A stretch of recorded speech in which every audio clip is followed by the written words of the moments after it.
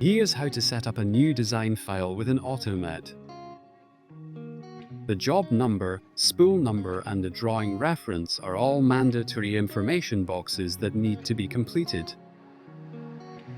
Most of this information will be on your drawing.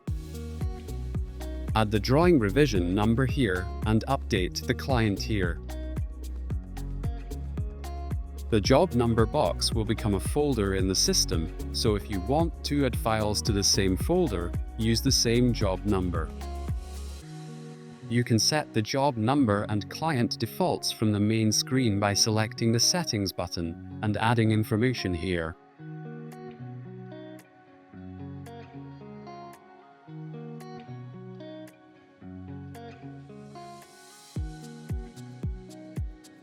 The spool number will become the file name. You can set the schedule here and the specification here. The flange specification can be selected here.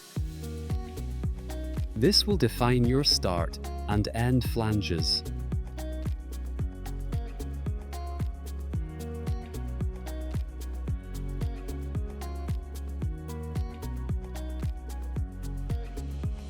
Flange specifications can be changed once you start the design. You just need to edit a flange directly, like this.